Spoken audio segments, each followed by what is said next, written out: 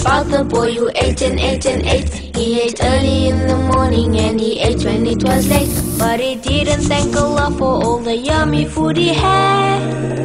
And he ate so much it made him sick, which really made him sad. He ate dates in Damascus, which he thought were very nice. Hot samosas in Sumatra, seasoned with a special spice. He had tacos in Tijuana with some sauce he got from Spain, and a bowl of fresh baklava that he bartered in Bahrain. He said gyros made in Cairo are a taste that can't be beat, and the lemonade in Yemen made a very special treat. But the turkey made in Turkey could still use a pinch of salt. If you ever visit Malta, you should have a chocolate malt. He had pizza in his pocket, he had ketchup on his shirt, and he bought an ice cream sundae so he wouldn't miss dessert. He had pizza in his pocket, he had ketchup on his shirt, and he bought an ice cream sundae so he wouldn't miss dessert on a plane. Bismillahirrahmanirrahim. Assalamualaikum warahmatullahi wabarakatuh.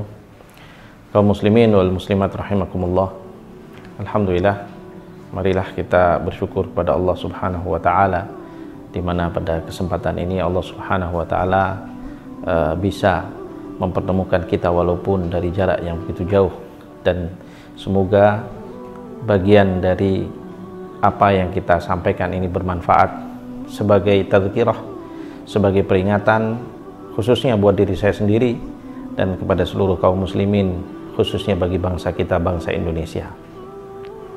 Kaum muslimin wal muslimat rahimakumullah, ada hal yang harus kita syukuri dan kita sadari benar untuk kita laksanakan kesyukuran kita kepada Allah Subhanahu wa taala.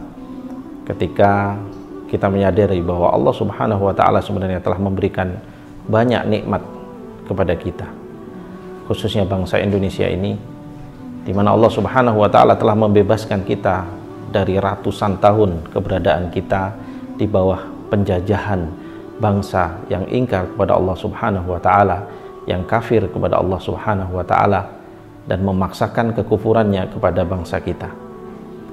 Lalu dalam perjuangan yang dilakukan oleh para pejuang-pejuang bangsa kita, Allah Subhanahu wa taala telah memberikan kemudahan dan kemenangan, dan hal itu adalah merupakan berkat rahmat dan nikmat yang diberikan oleh Allah Subhanahu wa taala.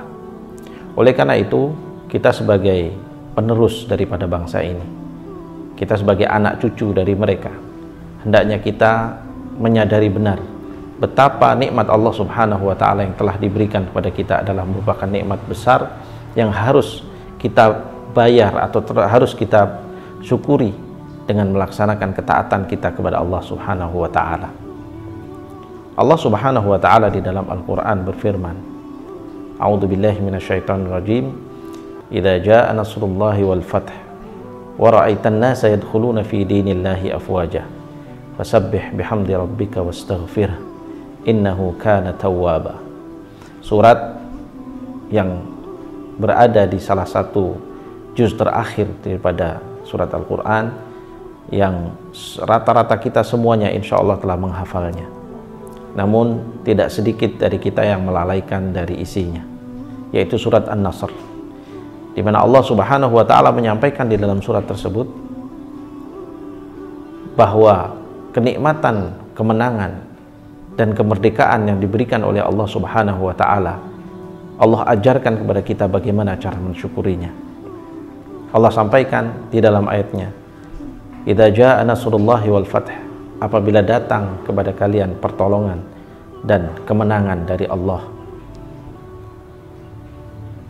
wa ra'aitan nasa yadkhuluna fi dinillahi afwaja, dan engkau melihat banyak manusia kembali kepada dinullah, masuk ke dalam dinullah secara berbondong-bondong. Kemudian Allah Subhanahu wa taala memberikan pesan di sana kepada kaum muslimin yang telah mendapatkan kemenangan itu, dengan mengabarkan kepada mereka tentang bagaimana seharusnya mereka mengisi kemerdekaan dan kemenangan itu. Fasabbih bihamdi rabbika wastaghfir, maka bertasbihlah kepada Allah dan dengan memuji Allah dan beristighfarlah kepadanya. Innahu kana tawwaba, sesungguhnya dia maha pengampun. Jelas di dalam ayat ini Allah Subhanahu wa taala mengajarkan kepada kita kaum muslimin untuk mengisi kemerdekaan ini dengan tasbih, dan dengan istighfar. Dua hal yang melekat erat dalam keseharian kita, namun sedikit yang memahami makna yang sebenar yang dimaksud oleh Allah Subhanahu wa taala. Bertasbih artinya memuji Allah Subhanahu wa taala. Bertasbih artinya mensucikan Allah Subhanahu wa taala. Dalam arti kata, seorang yang bertasbih kepada Allah Subhanahu wa taala adalah orang yang menundukkan dirinya dan melaksanakan ketaatannya kepada Allah Subhanahu wa taala. Karena dia meyakini zat yang dia sucikan itu adalah zat yang suci, yang dia harus taat kepadanya dan dia harus tunduk kepadanya. Itulah makna bertasbih yang sebenarnya. Seorang yang mensucikan Allah, dia tahu benar bahwa aturan-aturan dan syariat Allah adalah murni dan suci. Dia tahu benar bahwasanya ayat-ayat Allah Subhanahu wa taala yang Allah firmankan dan Allah turunkan kepada hamba-hambanya adalah merupakan nur dan petunjuk dari Allah Subhanahu wa taala buat hamba-hambanya. Bukan sebuah firman ataupun ucapan-ucapan kosong yang tidak bermanfaat. Seorang yang mensucikan Allah tahu bagaimana meletakkan atau menempatkan hukum-hukum Allah di dalam kehidupannya. Itulah makna orang yang benar-benar memahami bagaimana dia bertasbih pada Allah. Oleh karena itu, sebagai seorang muslim, sebagai bangsa yang telah menikmati kemerdekaan pemberian Allah Subhanahu wa taala ini, mestinya kita juga tahu bagaimana seharusnya kita menempatkan hukum-hukum Allah dan syariat Allah dalam kehidupan kita. Kita tahu betapa bernilainya hukum-hukum tersebut. Kita tahu betapa bernilainya ajaran-ajaran dan tatanan-tatanan yang telah diberikan oleh Allah Subhanahu wa taala kepada kita. Maka hendaknya kita mensikapinya dengan memperduli kepadanya, mempelajarinya, mendalaminya, lalu kemudian berusaha untuk mengamalkannya pada diri kita sendiri maupun kepada orang lain. Kita dakwahkan hal itu juga syariat yang Allah Subhanahu wa taala ini buat kepada orang lain agar semua orang melaksanakannya. Itu adalah konsekuensi orang yang bertasbih kepada Allah Subhanahu wa taala. Kemudian Allah Subhanahu wa taala mengajarkan di dalam surat tersebut agar mengisi kemerdekaan kita ini dengan bertasbih, beristighfar kepada Allah Subhanahu wa taala. Fasabbih bihamdi rabbika wastaghfirhu. Beristighfar, banyak minta ampun pada Allah Subhanahu wa taala. Kita tahu bahwasanya istighfar adalah perbuatan yang kecil namun memberikan makna yang besar dalam kehidupan seorang muslim. Seorang yang beriman kepada Allah Subhanahu wa taala sangat erat dan lekat pada istighfar. Rasulullah sallallahu alaihi wasallam sendiri mengajarkan kepada kita untuk mengisi keseharian kita dengan banyak beristighfar kepada Allah Subhanahu wa taala. Bahkan beliau sendiri di dalam riwayat dikatakan bahwa beliau beristighfar dalam satu hari tidak kurang dari 100 kali. Tentu beristighfar bukan hanya sekadar mengucapkan astagfirullah, bukan hanya sekadar ucapan di lisan untuk diucapkan, hanya sekadar untuk disampaikan dan apalagi hanya ditunjukkan kepada orang banyak seakan-akan dia beristighfar, namun tidak diisi hari-harinya dengan upaya dia untuk menghindari maksiat dari Allah Subhanahu wa taala. Seorang yang beristighfar kepada Allah, meminta ampun kepada Allah, tentu harus diikuti dengan upaya dia untuk menghindari segala bentuk kemaksiatan dan kedurhakaan dia kepada Allah Subhanahu wa taala. Inilah konsekuensi orang yang beristighfar. Maka dalam kapasitas kita sebagai bangsa yang telah menikmati kemerdekaan ini, mari kita isi negeri ini, negara karunia Allah Subhanahu wa taala ini dengan ketaatan kita kepada syariat Allah, dan juga kita isi negeri kita ini dengan upaya kita untuk mendidik generasi kita ini untuk menjauhi maksiat-maksiat Allah Subhanahu wa taala. Jangan sampai kita terjerumus kepada keterpurukan yang mungkin hari ini kita rasakan.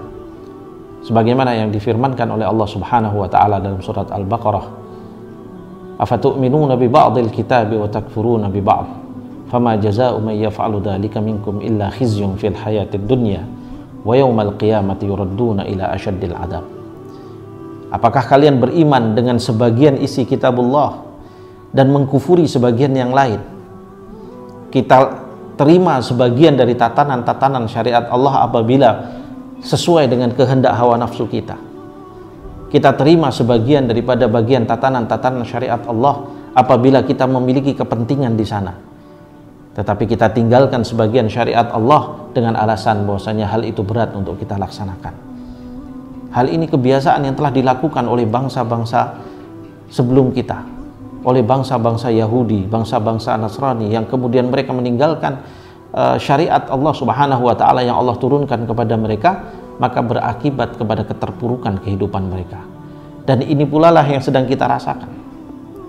Ketika negeri ini tidak ditata dengan syariat Allah secara murni, tidak ditata dengan aturan-aturan yang diberikan oleh Allah Subhanahu wa ta'ala secara murni, maka negeri ini, bangsa ini menjadi terpuruk.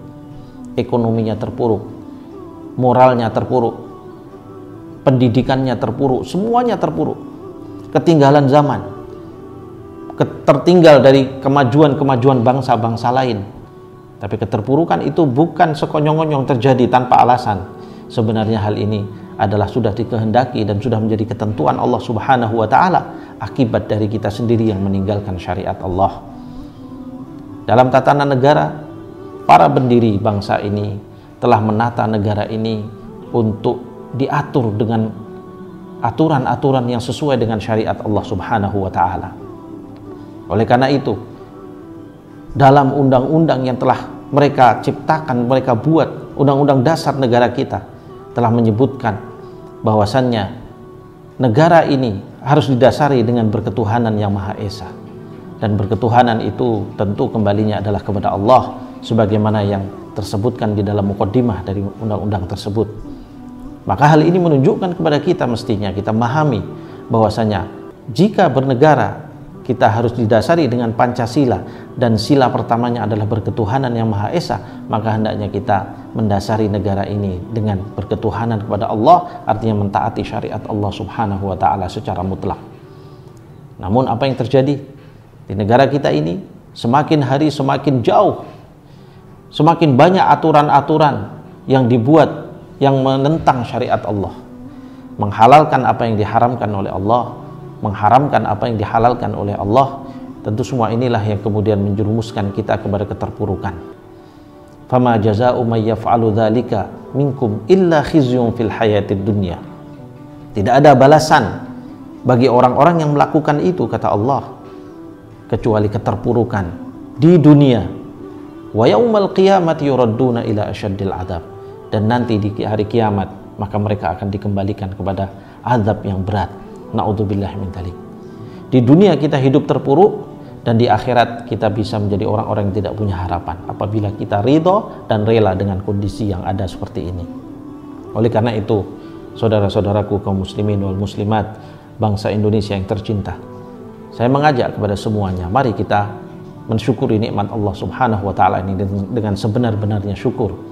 Mensyukuri nikmat Allah Subhanahu wa ta'ala, nikmat kemerdekaan dan nikmat bangsa dan negara kita ini dengan bertasbih, mentaati Allah, dengan beristighfar, menjauhi dosa-dosa, menjauhi maksiat kepada Allah Subhanahu wa ta'ala, dan kemudian mentaati syariat-syariat Allah dan kita laksanakan dalam keseharian kita, dari tingkat bernegara sampai kepada tingkat pribadi kita masing-masing.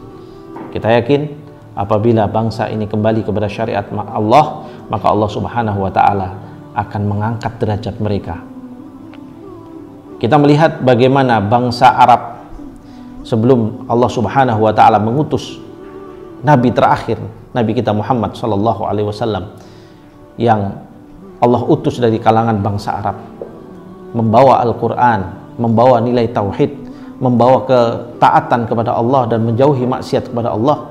Maka hanya dalam 23 tahun bangsa Arab yang tadinya hidup dalam keterpurukan dan keterhinaan, yang tidak dipandang oleh bangsa-bangsa lain, yang bahkan dipandang oleh beberapa bangsa sebagai bangsa-bangsa yang hina, dalam 23 tahun mereka menjadi penguasa dunia.